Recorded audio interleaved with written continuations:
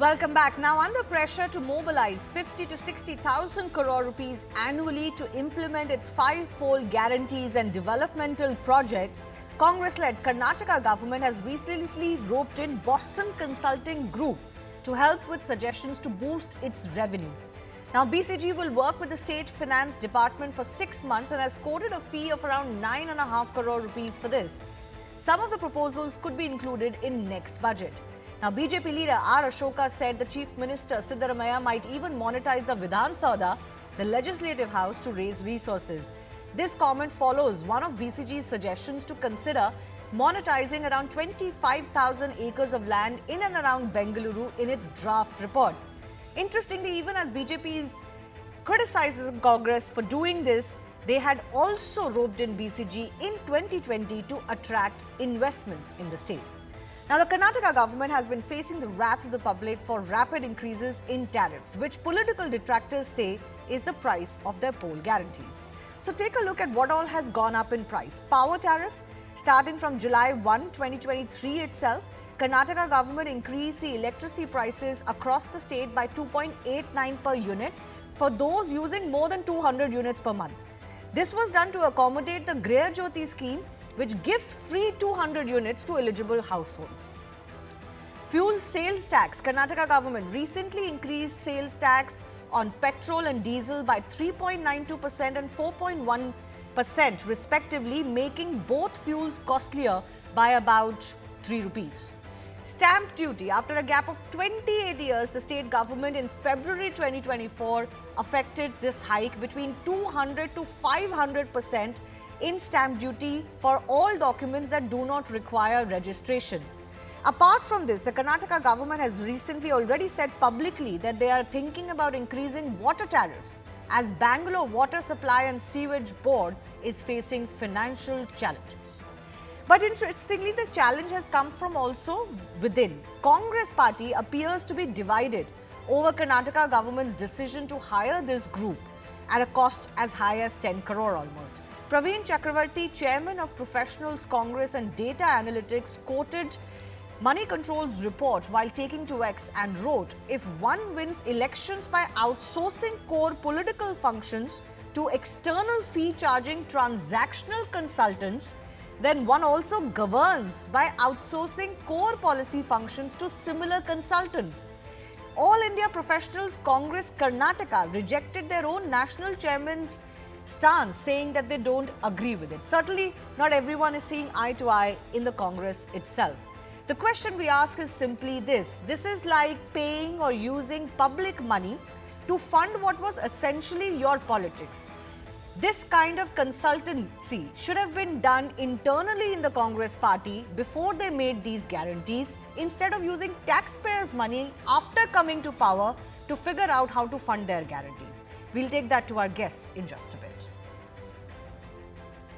Praveen Chakravarti, Data Analytics Chairperson for Professional Congress, has taken an open swipe at the Karnataka government for hiring Boston Consulting Group, a group which has been paid a hefty sum of 9.5 crore rupees to suggest measures as to how the bankrupt state can mobilize resources to fulfill Rahul Gandhi's crackpot guarantees, which they are unable to fulfill anywhere. And in response to that tweet by Praveen Chakravarti, the Congress spokesperson has taken a jibe at Praveen Chakravarti, calling him a data fudger and a data thief.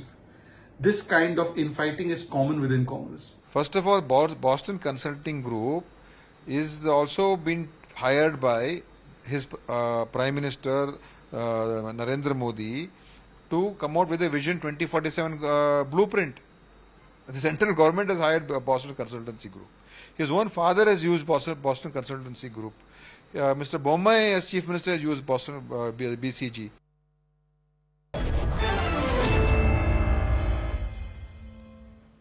Let's go across to our guest joining us. Shatabhish Shivana is spokesperson of Karnataka Congress. Tom Varakan of the BJP with us. Also, R.K. Upadhyay is senior journalist based in Karnataka. Thanks a lot for your time. Mr. Shivana, I'm coming to you first. You know, the question that should go to your party or any other party, for example, is that when you make these poll guarantees, which are so attractive for the public, and they maybe even put other things at the altar just to get these guarantees because, fair enough, they need them, let's say. But you should have done this consultancy in-house, no? Before the elections, you should have paid, the Congress party should have paid money to a consultancy group or an expert to tell you before elections, before you made these guarantees, how are you going to fund this in the state of Karnataka? How is it fair to use 10 crore of taxpayers' money to do this now? No, firstly, I will not allow myself or the viewers on your show to fall prey to the shoddy narrative that is being spun by the BJP in Karnataka. We are not hiring the BCG to, as a mode for our guarantees. Our guarantees are doing extremely well, and there are 60,000 crores that we have allocated, and we are effectively, sending it out to the needy and deserving. We are committed. We have given these guarantees, and we are committed in delivering. You now don't the have BJP those 60,000 crores. One second. No, you don't have those 60,000 crores. You've budgeted it. You need to recover it through loans and revenues, No, etc. that is a narrative that is being spun by the BJP, and I totally disagree with it.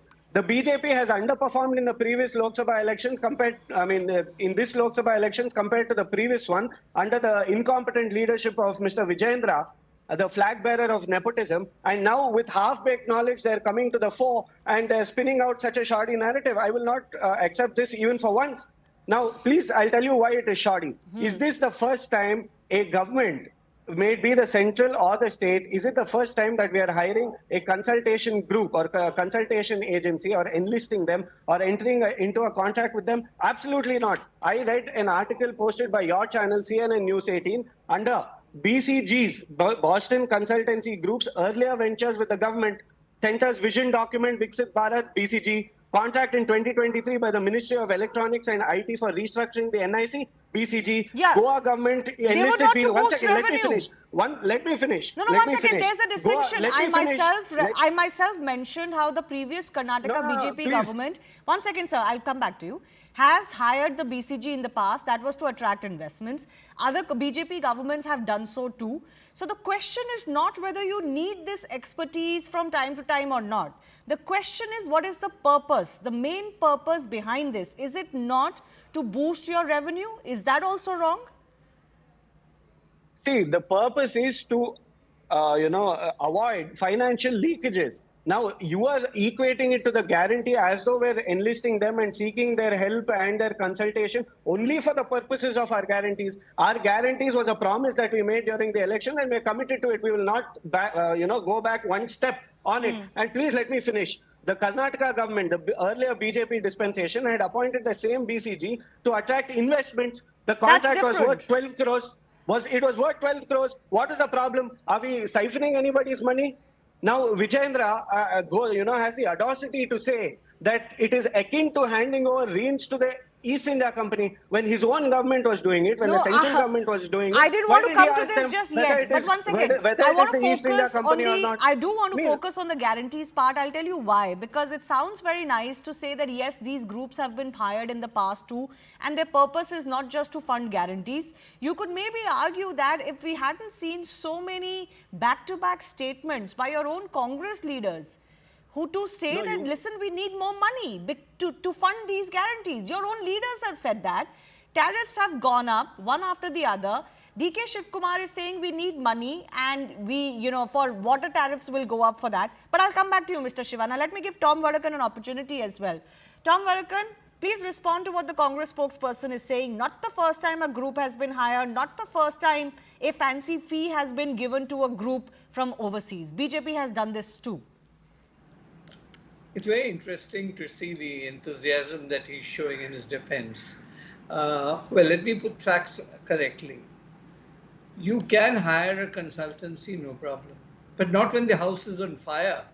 You made promises which you cannot finance, and you have got the city of Bangalore and the Karnataka state in a mess. Now that you want a consulting agency to help you out, Praveen Chakravarti is spot on when he says, look, when you go into outsourcing your policy matters, you'll end up on the kind of situation which Praveen describes. Now, let me ask you one more question. Now, when these guarantees were given, was this cleared by Jairam Ramesh? Because that is the usual practice. It goes to Jairam Ramesh and he consults Raghuram Ranjan and they clear it. Now, why are their talent not being used? There is home talent available for you. Find out when they made those promises, they agreed to those promises. Where are they funding it? I know the inside how it works. Don't teach me that they are not consulted. Nothing, it happens in Bangalore without consultation in New Delhi. The guarantees were cleared from New Delhi, and New Delhi has to explain why this financial mess that Karnataka finds itself in. This is the ground reality. Nobody objects to Boston or any New York consultant agency. No, that's not the issue. The issue is when you are in a total mess, when you have to monetize your own property and you are going ahead, the prices across the board are flying. Free transport, 2,000 rupees, 3,000 rupees. Where do you have the funds to do all this? And on the basis of these false promises, what happens? You get the votes. And now when you've got the votes, you don't know how to run the government. Please tell us, how do you intend to please the public and fund your show? No development, zero development. It's not me, Mr. Tom Madagan speaking, but this comes from your own partyman. Congressman says there's no money for development. My friend. Yes, that's the problem. The government may be able to very intelligently, R.K. Upadhyay suggests that, oh, we have the money to fund our guarantees. But then that money has been taken from some other head that the government used to spend on, because magically that money didn't appear in the budget, right, in Karnataka after the Congress came to power. So they've shifted that money from some other departments to fund these guarantees. Even those guarantees took some time to implement and roll out. They had to put some fine print on it so that not everybody could become a claimant to it. They've accepted that this is a burden on the exchequer, and the government should have the maturity at least to do so. So the question that arises is whether the new revenue that you try to generate goes to a development, package or project, or it goes directly to guarantees is not the point. The point is you're having to do this because you're out of money. Shivani, I think we are missing the woods for the forest. You see, there is no point in talking about the consultancy. Consultancy is one part, but what is the state government going to do? You have identified 25,000 acres of prime land for monetization. It clearly shows that the state government is bankrupt and they want to scrap money from wherever they can. I mean, is it the way to run the government? And Atik, who is the finance secretary, has very clearly said we don't have the funds for financing this freebies. It has come from the finance secretary, not anybody else. And he says we don't have enough funds and we need to raise it. So last year they spent about 52,000 crores. And this year they will require about 60,000 crores. So for the last 1 year, no development work has been taken up. Nothing, absolutely nothing.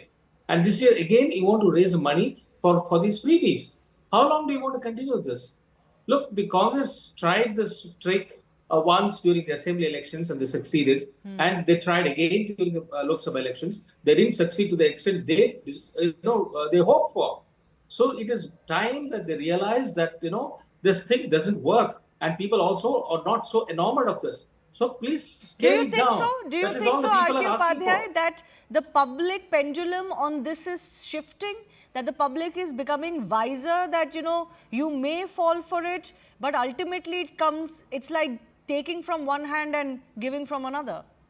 Absolutely. Because, see, they also felt the pinch. Now, on the other hand, when you're offering these freebies, you also increase the prices of milk, electricity, the stamp charges. So all this, where is it coming from? From the public again. So they've realized the game that the Congress is playing, and they don't want to be part of it anymore. So or is it? Can I just ask you the uncomfortable question? R.K. Upadhyay, the uncomfortable question or the elephant in the room is that there's a certain class of individuals who still go and get enamored by these guarantees in state after state or city after state. But it's the other class of individuals, particularly the direct tax-paying individuals, who end up suffering the more when it comes to the hiking of tariffs or other, duties or taxes on other items. Would I be fair in saying that you actually cannot change the mind of one class of section of people while the other believes that no, this is not the way to go? Now, Shivani, the point is the government has to run its business and they should do it responsibly. So that is what the people expect. And they have completed only 1 year. There are 4 more years to go. So what are you going to do with the development? Development works have come to a standstill. And the MLAs are crying. They don't have any money for even the MLA development fund, which they used to give 2 crores rupees a year. That has not come. And in their constituencies, no work is going on. So this is what the government should concentrate on. See, basically, they need to scale down this PDs. It's okay, you have offered it for 1 year. For example, the free bus ride. Why do you want to give it to everybody? Give it to the employees, the workers, the daily wage earners, or the students who need to go, use it. Not for everybody. I don't see any Now, climb everybody down. It's interesting you're saying this today, that they should be diluted, but I seriously don't see in today's political climate the Karnataka model being diluted by the Congress party. This is the model that was first successful for them as far as guarantees is concerned, and then worked in Telangana as well. But can I quickly go back across to Mr. Shivana? The problem for you is not just what R.K. Upadhyay is saying. No work is happening. The public is not fools beyond a point to not understand that actually no other work is happening, and you're claiming you have enough money for your guarantees. Look at what Praveen Chakravarti, your own leader, is saying. He is accusing you of outsourcing core policy functions to similar consultants as the one that you used to fight elections. Now, you can't blame the BJP for these comments, right? Or this criticism. No, firstly, I don't know where you're getting the information that no development is being done. There are over 200 projects that was inaugurated in one assembly constituency of Kolar. And why isn't nobody talking about it? Where is the money being generated for this? Now, please listen. Guarantees is taking up 60,000 crore rupees off the budget. We agree that, the implementation is going to take some time, and we're working around it. But it's not like, why are you so against the guarantees? It is, why have we introduced it in the first place? So that it reaches the needy and the deserving. And if you had such a big problem with our guarantees, no, that's why they were not for the needy and the deserving. That's why people objected to it. Please allow me to finish. Yeah. If the BJP was so against our guarantees, why did they implement or announce the same guarantees in the 5 state elections? The very same guarantees. They did it under a different name. And they quoted it as I'll take that to Tom Varakan, but I have limited time. Please answer my question. I have one more time. And you talk about Praveen Chakravarti, an isolated statement, a statement that he retracted on, and he's apologized for it. And everybody seems to be making a huge hue and cry out of it. We are not the ones who are privatizing national assets. We are not privatizing and giving it to our crony capitalist friends. I think you are well aware as to who is doing that. And you talk so much about price rise. I will answer your question by asking you a question. In 2014, PM Modi's major issue was price rise. There were celebrities, noted celebrities sitting on the road with LPG cylinders in the head, and that's how they won the election. Has the price of LPG cylinders even reduced 1 single rupee? By even 1 single rupee. What was the price in 2014? What is the price today? What is the price of petrol, diesel, and other essential commodities in 2014? What is it today? Has it reduced even by a single rupee? I don't think people are expecting it to reduce. People are smart enough to understand what inflation means. They just want inflation to be controlled. No, mind you, once again, in the last 10 years, inflation has hovered around 6%, which is acceptable. But I want to ask, I want to go across to Tom Varakan as well. By the way, you asked about the promises made during elections. I also remember that one of the promises that was made when Congress was fighting to come to power in Karnataka was the biggest, the allegation they used to launch is on petrol and diesel price, right? So to come to power and then, increase sales tax can be called your duplicity as well, when in power and when out of power, and virtually every political party is guilty of it. But so I don't want to go down that road. But Tom Varakan, please explain. Shivana is right about one thing. The BJP has lost some of its moral ground to question these quote-unquote guarantees, because many of your state units have promised these guarantees. They may not have been just that much successful for you. Well, Shivani, let's get to this whole business of freebies. This plot was started not by BJP or Congress. It is a plan that was started by AAP, and they came to power in 2 states. If you examine that project and the kind of dilemma that they are facing, the chief minister is in jail for whatever reason. So the point I'm trying to make is, people do make promises, but promises and revenue practices are to be practiced, and there has to be economists who can tell you where to generate funds. So wherever the some issue, social matter has been offered, we certainly have the finances to it. Here is the Karnataka government. I can forecast it sitting here, right?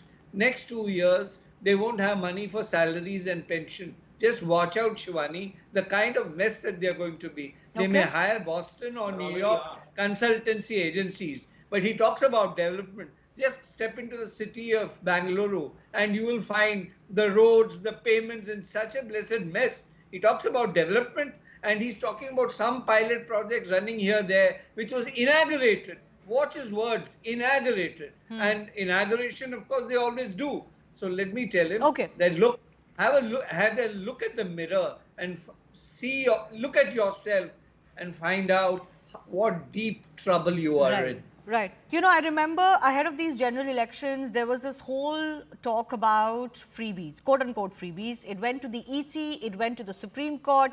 And I wonder what's happening of that, because elections will keep coming every 6 months in India. We really need to get political parties on the same page of how much can they announce as far as their manifestos is concerned. I've run out of time. I do thank our guests for joining us. And we leave you with some of the best visuals of the 10th International Yoga Day, celebrated today, not just in India, but with aplomb across the world. Thanks a lot for watching.